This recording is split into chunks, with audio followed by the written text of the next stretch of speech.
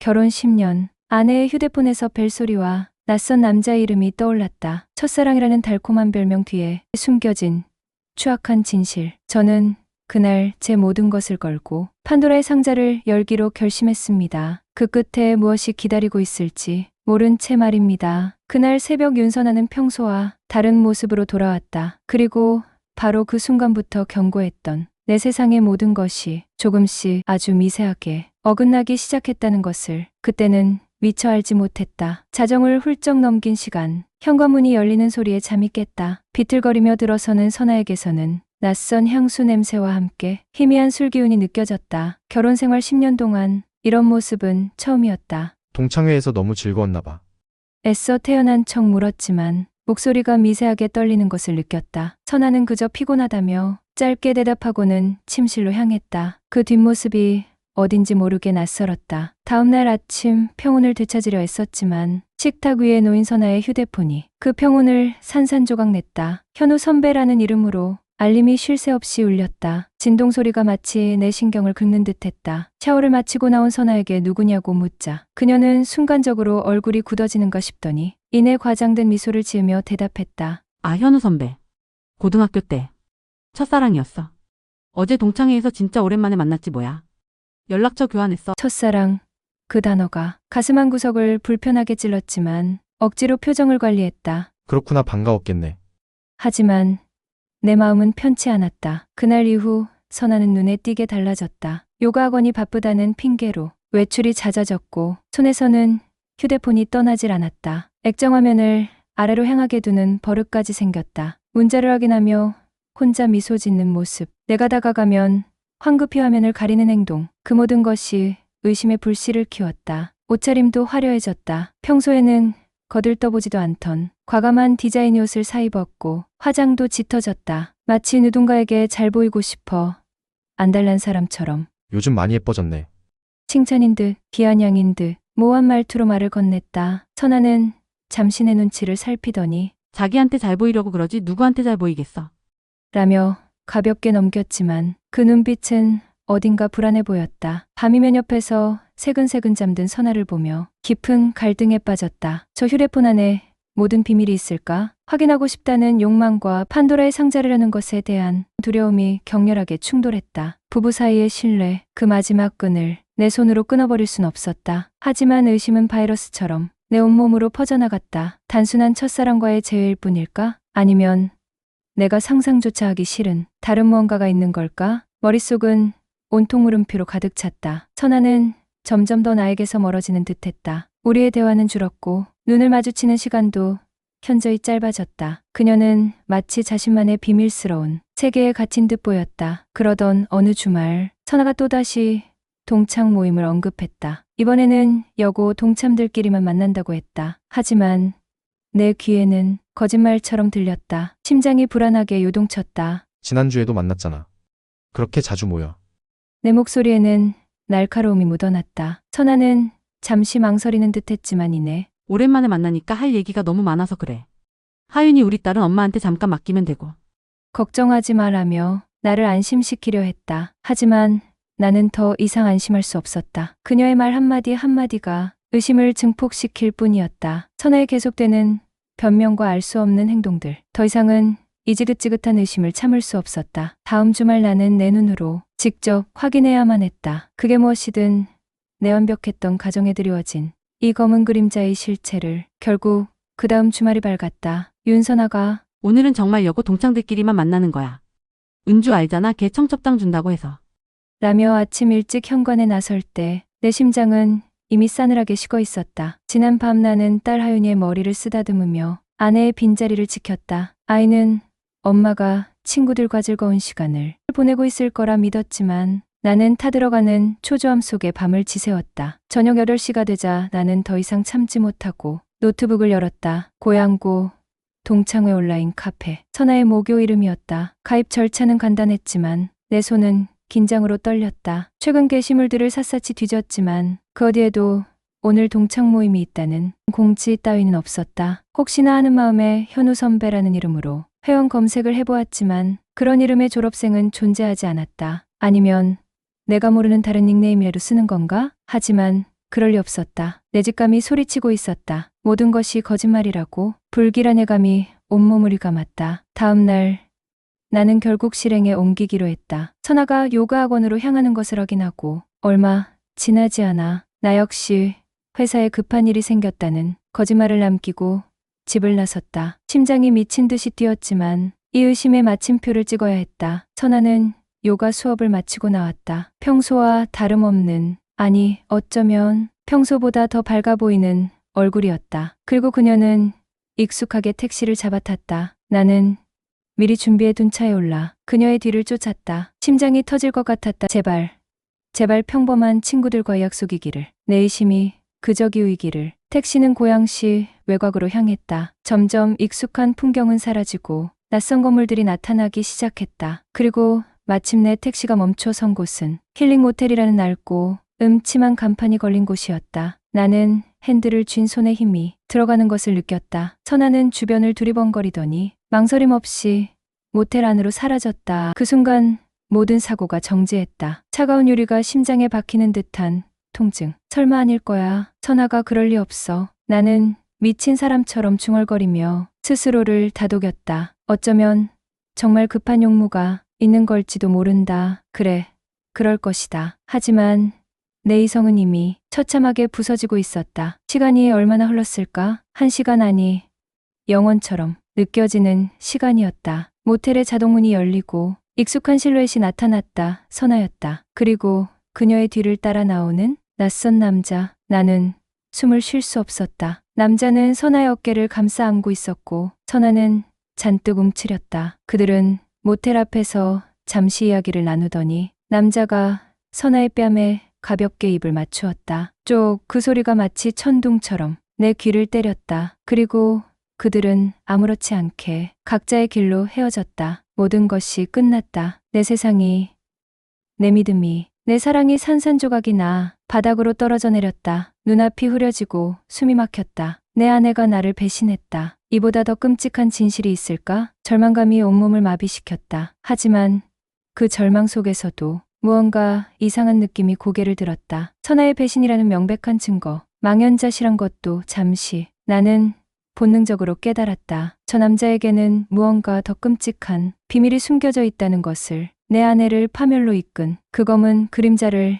나는 놓칠 수 없었다. 선아의 배신이라는 명백한 증거, 망연자실한 것도 잠시. 나는 본능적으로 깨달았다. 저 남자 박철민이라고 스스로를 밝혔던, 혹은 선아가 그렇게 불렀던 그 남자에게는 무언가 더 끔찍한 비밀이 숨겨져 있다는 것을. 내 아내를 파멸로 이끈 그 검은 그림자를 나는 놓칠 수 없었다. 분노가 머리끝까지 치밀어 올랐지만 이상하게도 머릿속은 차갑게 식어갔다. 지금은 감정에 휩쓸릴 때가 아니었다. 박철민은 선아와 헤어진 후 휘파람까지 불며 근처 카페 루나로 향했다. 마치 아무 일도 없었다는 듯, 혹은 아주 만족스러운 사냥을 마친 사냥꾼처럼 여유로운 모습이었다. 나는 일정한 거리를 유지하며 그의 뒤를 따랐다. 카페 안은 평일 오후치고는 제법 사람들이 많았고 약간의 소음은 오히려 내게 유리했다. 박철민은 창가 구석자리에 앉아 담배를 꺼내 물더니 곧이어 한 남자가 다가와 그의 맞은편에 앉았다. 딱 봐도 한패로 보이는 인상이었다. 나는 최대한 그들에게 가까운 옆 테이블에 자리를 잡고 스마트폰으로 녹음을 하면서 그들의 이야기에 귀를 기울였다. 심장이 터질 것처럼 뛰었지만 들키지 않기 위해 필사적으로 표정을 관리했다. 그 여자 사진 보고 뭐라고 해? 먼저 입을 연 것은 나중에 온 남자 김 실장이라고 불리는 듯한 자였다. 그의 목소리는 낮고 가늘었다. 박철민이 피식 웃으며 대답했다. 예술이야, 예술. 처음엔 놀라더니 그 여자 벌벌 떨면서 돈 마련한다고 했어. 남편한테 절대 알리지 말라고 사정했어. 나중엔 거의 울상이던데 그 표정이 아주 볼만했다고. 역시 경험 많은 선수들이 짜놓은 것은 달라.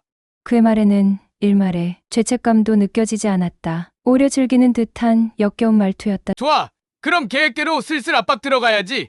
첫 탄은 얼마로 할까? 너무 세게 나가면 안 되는데. 김 실장이 맞장구를 쳤다. 걱정 마. 일단 가볍게 맛보기로 5천. 반응 보고 점점 올려야지. 남편이 홍성호라고 했나? 고양시 중소기업 부장이라며? 그 정도는 어떻게든 만들겠지. 하긴 윤선아도 요가학원 원장이니 돈줄은 마르지 않을 거야. 꽤 짭짤할 것 같아. 5천. 5천만 원이 그들은 내 아내를, 우리 가정을 돈 몇 푼으로 보고 있었다. 참을 수 없는 분노가 치밀었지만 나는 입술을 깨물며 다음 말을 기다렸다. 그들의 대화는 한마디 한마디가 비수처럼 내 가슴에 꽂혔다. 김 실장이 음흉한 미소를 지으며 말했다. 역시 박 사장. 대단한 사람이야. 이번 거는 진짜 물건이야. 박철민 씨 윤서나 몸매도 그렇고 얼굴도 반반해서 가지고 놀기에도 딱 좋았지. 박 사장님도 꽤 흡족해 하실 거야? 자네 실력은 익히 들었지만 이번 거는 특히 공을 많이 들인 것 같더군 뭐. 그건 덤이지. 돈이 우선이고. 박 사장님께는 이번 건으로 단단히 눈도장 찍어야 하니까 다음 프로젝트도 따내야 하고. 박철민은 담배 연기를 길게 뿜으며 대답했다. 박 사장. 그 이름이 내 머릿속을 맴돌았다. 단순한 2인조 사기꾼이 아니었다. 배우의 누군가가 더 있다는 뜻이었다. 이건 단순한 불륜이 아니었다. 처음부터 치밀하게 계획된 윤선아를 함정에 빠뜨려 돈을 뜯어내고 심지어 성적으로 짓밟으려는 악랄한 사기단의 범행이었다. 내 아내는 그들의 먹잇감에 불과했다. 머릿속이 하얗게 변했다. 하지만 동시에 이상한 감정이 피어올랐다. 선아를 향한 배신감과 분노는 여전했지만 그 밑바닥에서 아주 희미하게 연민과 비슷한 무언가가 느껴졌다. 물론 그녀가 나를 속인 것은 용서할 수 없었다. 하지만 이런 악랄한 놈들의 먹잇감이 되었다는 사실이 그녀를 마냥 비난할 수만은 없게 만들었다. 얼마나 무서웠을까? 얼마나 절망스러웠을까? 왜 나에게 말하지 못했을까? 그렇다면 선아가 그토록 다정하게 말했던 현우 선배는 대체 누구란 말인가? 그 역시 이 사기극을 위해 만들어진 허구의 인물이었을까? 아니면 정말로 존재했던 첫사랑의 이름을 교묘하게 이용한 것일까? 의문은 꼬리에 꼬리를 물고 이어졌다. 카페를 나서는 내 발걸음은 천근만근이었다. 분노와 연민, 그리고 끝모를 의문이 뒤섞여 머릿속을 어지럽혔다. 지금 이 순간 당신이 만약 내 입장이라면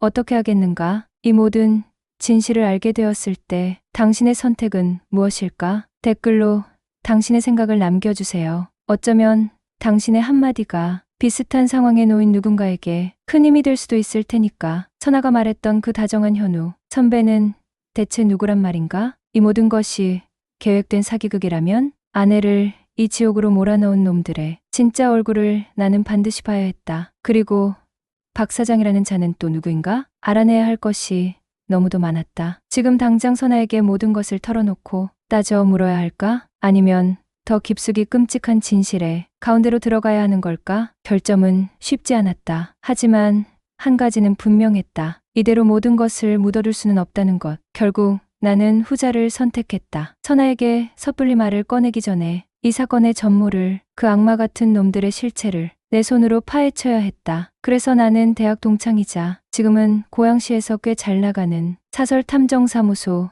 진실의 눈을 운영하는 박선호에게 연락했다. 목소리는 최대한 아무렇지 않은 척했지만 내 손은 가늘게 떨리고 있었다. 선우야, 나 홍성호이다. 다름이 아니라. 사람 하나만 좀 알아봐 줄 수 있겠나?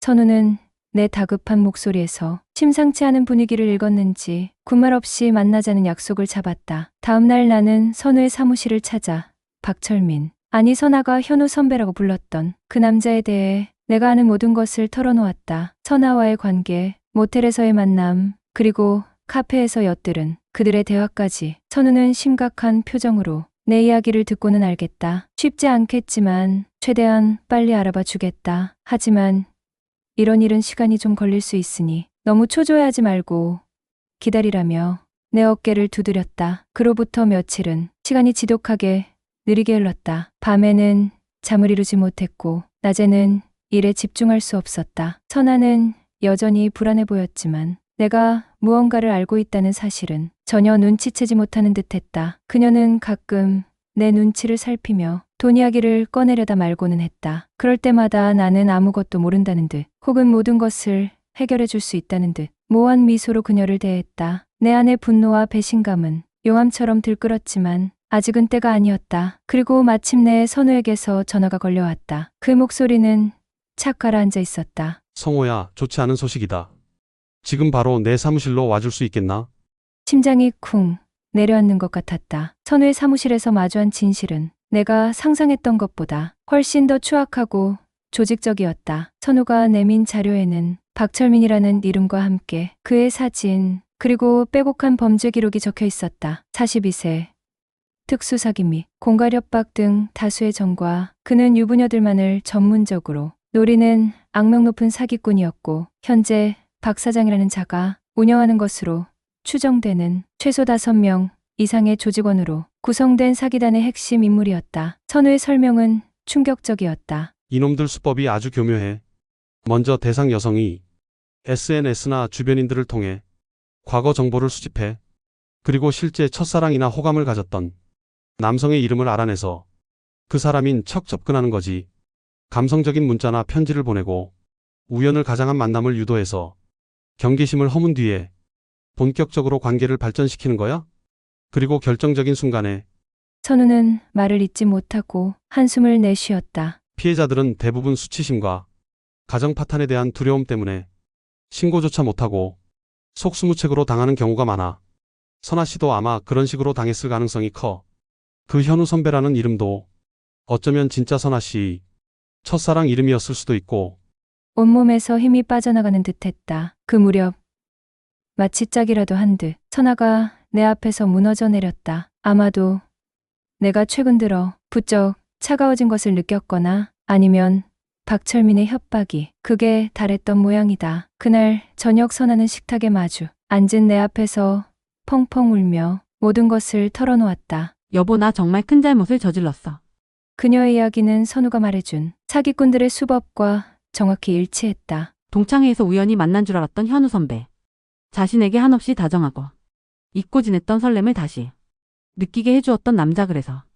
그래서 마음이 흔들렸고 결국 돌이킬 수 없는 관계까지 갔다고 했다. 하지만 그 후 박철민은 악마로 돌변했다. 두 번째 만남에서 은밀한 만남을 담은 사진과 영상을 보여주며 처음에는 5천만 원을 요구했고 어떻게든 그 돈을 마련해주자 이제는 1억 원을 더 요구하며 계속해서 만남을 강요하고 있다는 것이었다. 만약 돈을 주지 않거나 자신을 만나주지 않으면 모든 것을 남편인 나에게 폭로하고 인터넷에 유포하겠다고 협박했다고. 여보, 무서워. 너무 무서워. 내가 다 잘못했어. 제발 용서해줘. 하윤이 얼굴을 어떻게 봐야 할지. 당신을 떠나보낼까봐. 그게 너무 두려워서. 선아는 바닥에 주저앉아 아이처럼 울부짖었다. 그녀의 눈물에는 분명 진심이 담겨 있었다. 피해자로서의 절박함과 공포. 하지만 그 눈물을 바라보는 내 가슴 속에서는 연민과 함께 차가운 분노가 동시에 치밀어 올랐다. 그래, 그녀는 교활한 사기꾼들에게 처참하게 이용당한 피해자일지도 모른다. 하지만 나를 배신하고 다른 남자와 잠자리를 가진 사실은 변하지 않았다. 첫사랑이라는 달콤한 미끼에 스스로 걸어 들어간 것은 그녀의 선택이었다. 나는 싸늘하게 식어버린 마음을 감추고 최대한 침착한 목소리로 말했다. 일단 진정해. 그리고 다시는 그놈에게 돈을 보내거나 연락하지 마. 이 일은 내가 해결할게.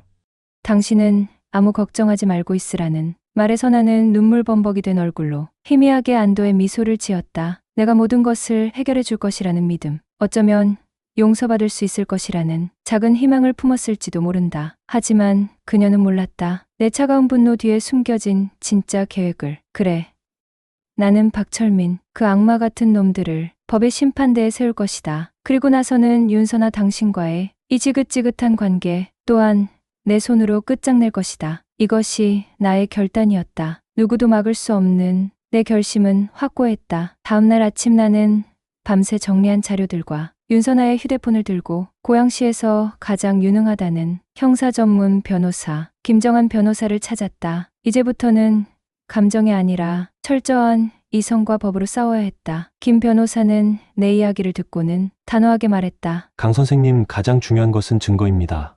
박철민이라는 자의 협박 메시지, 통화 기록, 그리고 혹시라도 금품을 갈취당한 내역이 있다면 모두 확보해야 합니다. 감정에 호소하는 것만으로는 저런 악질적인 놈들을 처벌하기 어렵습니다. 나는 이미 선아의 휴대폰에서 박철민이 보낸 수많은 협박성 문자 메시지와 사진 금품 요구, 노골적인 만남 강요, 내용들을 모두 백업해둔 상태였다. 선아는 내가 모든 것을 해결해 줄 것이라는 막연한 기대감 때문인지 아니면 이미 모든 것을 체념한 상태인지 순순히 자신의 휴대폰을 내주었다. 어쩌면 그녀 역시 이 지옥에서 벗어나고 싶었으리라. 김 변호사와 구체적인 계획을 세웠다. 박철민을 현장에서 검거하는 것이 최선이라는 결론이었다. 나는 선아의 휴대폰을 이용해 박철민에게 메시지를 보냈다. 내일 오후 3시 힐링 모텔 앞에서 남은 돈을 전달하겠다는 내용이었다. 물론 선아에게는 이 사실을 알리지 않았다. 그녀에게는 김 변호사와 추가 상담이 있다고만 둘러댔다. 그녀를 이 일에 더는 휘말리게 하고 싶지 않았다. 아니, 어쩌면 더 이상 그녀를 믿을 수 없었기 때문일지도 모른다. 다음 날 오후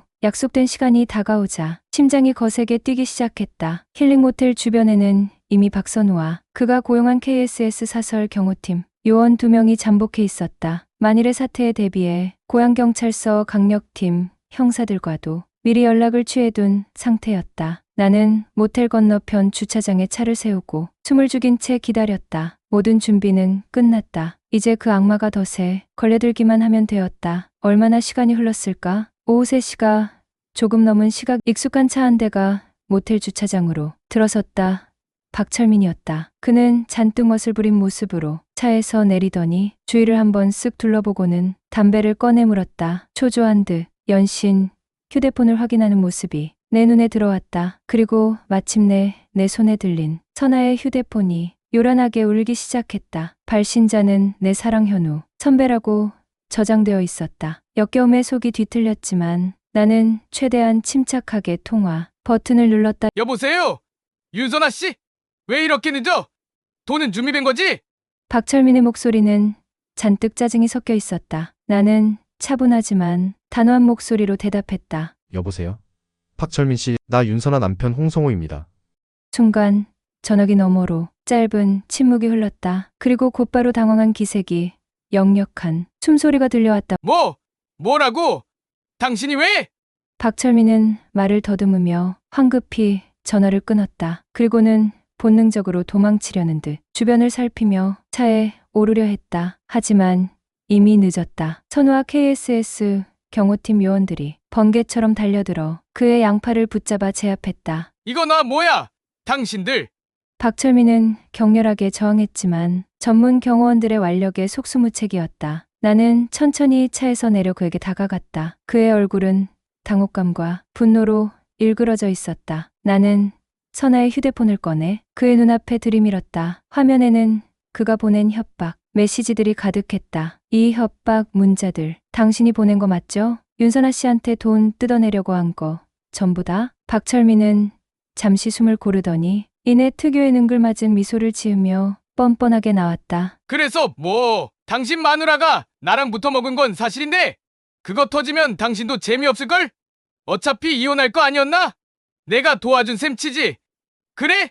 그의 적반하장의 실소가 터져나왔다 그럴지도. 하지만 당신, 내 조직, 박 사장이 운영한다는 그 사기단이 다른 여성들에게도 똑같은 짓을 해온 증거 내가 다 가지고 있습니다. 피해자들 이미 여럿 확보했고 전부 당신 고소할 준비 끝났어요. 어때 이제 좀 재미있어지나? 내 말에 박철민의 얼굴에서 미소가 사라지고 창백해졌다. 그의 눈빛이 흔들리는 것을 똑똑히 보았다. 바로 그 순간 약속이나 한 듯 사이렌 소리가 점점 가까워지더니 고양경찰서 강력팀 형사들이 현장에 들이닥쳤다. 박철민 씨 사기 및 공갈 협박 혐의로 긴급 체포합니다.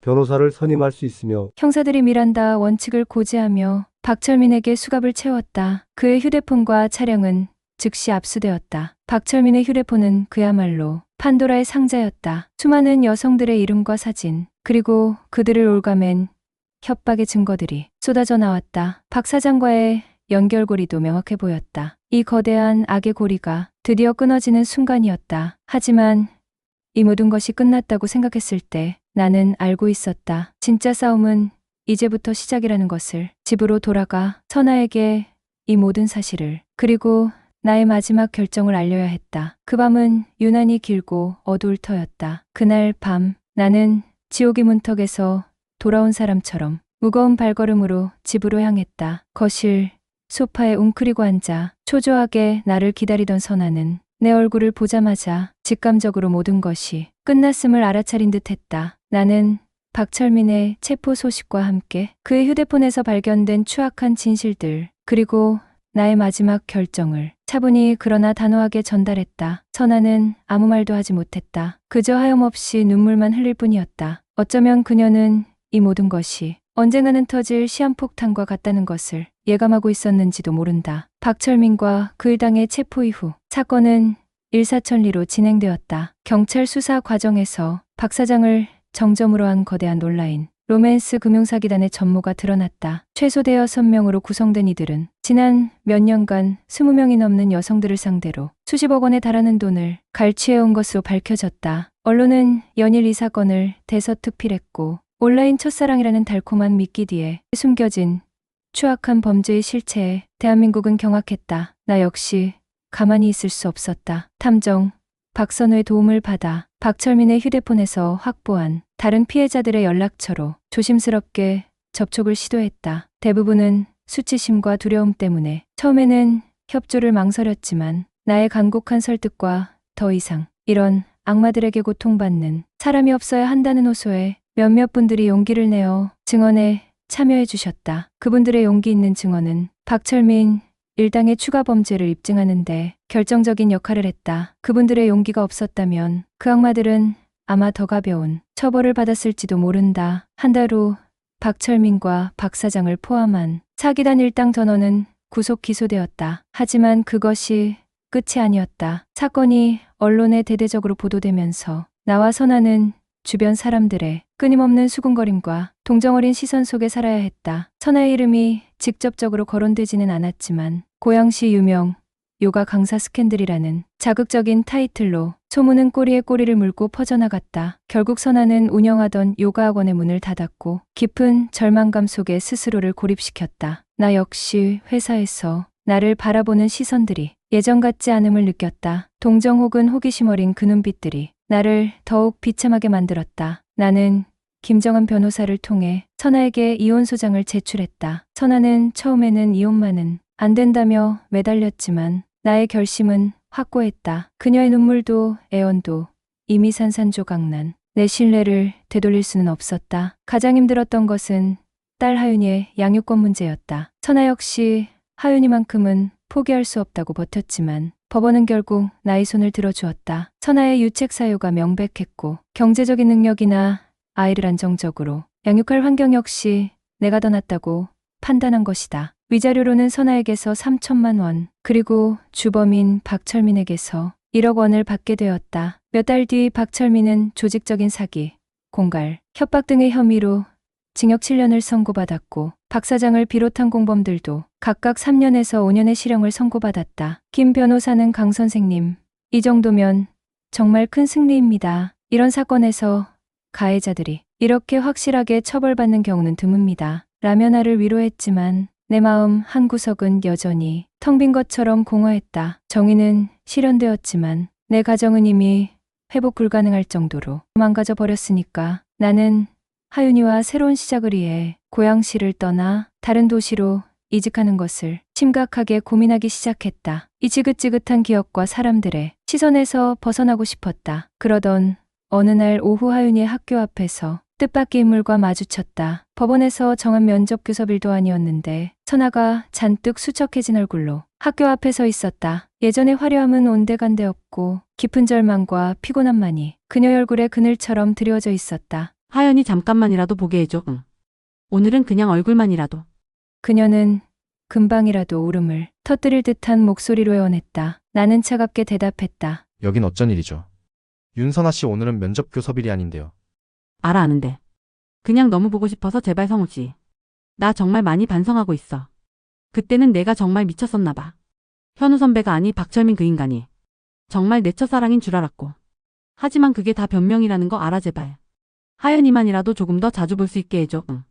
선아는 무너져 내릴 듯한 어깨를 하고 힘없이 돌아섰다. 그 처연한 뒷모습을 보며 아주 잠깐, 정말 아주 잠깐 동안 내 마음이 흔들릴 뻔했다. 하지만 나는 고개를 저었다. 이미 너무 많은 강을 건넜고 너무 많은 것이 부서졌다. 이것은 그녀의 선택이었고 또한 나의 선택이기도 했다. 하윤이를 위해서라도 나는 더 이상 과거에 얽매여 살 수 없었다. 새로운 길, 그 길 위에서 우리는 각자의 삶을 살아가야만 했다. 비록 그 길이 때로는 칼날 위를 걷는 것처럼 아플지라도 그렇게 칼날 위를 걷는 심정으로 고양시를 떠나 새로운 도시 송탄시에 정착한 지 몇 달이 흘렀다. 나는 다행히 더 좋은 조건으로 넥스트 테크놀로지라는 회사에 자리를 잡았고 사랑하는 딸 하윤이도 송탄초등학교에 금세 적응해 새로운 친구들을 사귀며 밝게 웃었다. 우리의 새로운 삶은 그렇게 느리지만 단단하게 자리를 잡아갔다. 어느 날 탐정 친구 박선우에게서 연락이 왔다. 윤선아 역시 다른 도시로, 그것도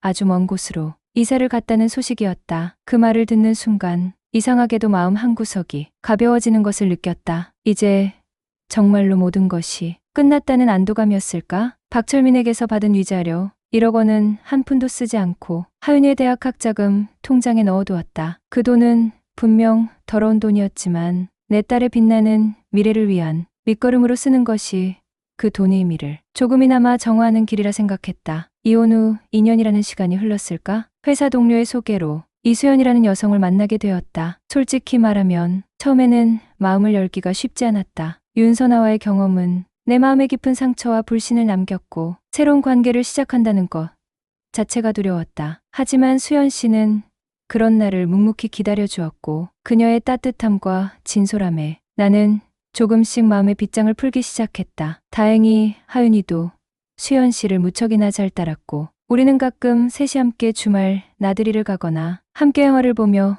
소소한 행복을 쌓아갔다. 물론 아직 결혼까지 생각하는 단계는 아니었지만 그래도 괜찮았다. 절망의 늪에서 허우적거리던 내가 다시 누군가를 믿고 미래를 꿈꿀 수 있게 되었다는 것만으로도 충분히 감사했다. 그리고 또다시 5년이라는 세월이 흘렀다. 어느 날 저녁 뉴스를 보던 나는 화면 속 익숙한 얼굴에 숨이 멎는 듯했다. 박철민이었다. 그는 출소한 지 얼마 되지 않아 또다시 비슷한 수법의 로맨스 사기 행각을 벌이다 체포되었다는 내용이었다. 교도소에서 반성은커녕 자신의 죄를 조금도 뉘우치지 않고 같은 범죄를 반복한 것이다. 이번에는 더욱 무거운 형량을 피할 수 없을 것이고 아마도 아주 오랫동안 감옥에서 썩게 될 터였다. 그 소식을 들으며 나는 문득 내가 내렸던 결정들이 결코 틀리지 않았음을 다시 한번 확신했다. 만약 그때 어설픈 동정심이나 미련 때문에 윤선아를 용서하고 함께 살았다면 어땠을까? 어쩌면 박철민은 더 빨리 풀려나 더 많은 피해자를 만들어냈을지도 모른다. 내가 그를 법의 심판대에 세움으로써 그리고 윤선아와의 관계를 단호히 정리함으로써 적어도 더 이상의 피해자가 생기는 것을 조금이나마 막을 수 있었던 것은 아닐까? 이제 나는 완전히 새로운 삶을 살고 있다. 물론 과거의 상처가 악몽처럼 불쑥 찾아와 나를 괴롭힐 때도 있다. 하지만 그럴 때마다 나는 내 곁을 든든하게 지켜주는 사랑하는 사람들, 하윤이의 해맑은 웃음과 수연 씨의 따뜻한 눈빛을 떠올리며 마음을 다잡는다. 박철민과 윤선아에 대한 완벽한 복수는 그들을 파멸시키는 것이 아니라 내가 하윤이와 함께 그리고 이제는 수연 씨와 함께 과거의 그림자를 딛고 꿋꿋하게 행복을 누리며 살아가는 것이었다. 이것이야말로 가장 통쾌하고 훌륭한 복수이자 내가 쟁취한 진정한 승리다. 그리고 나는 지금 그 승리를 매일 만끽하며 살아가고 있다. 이것이 나의 이야기다. 혹독한 배신과 절망 끝에서 찾아낸 작지만 소중한 행복 이야기. 구독과 좋아요는 힘이 됩니다.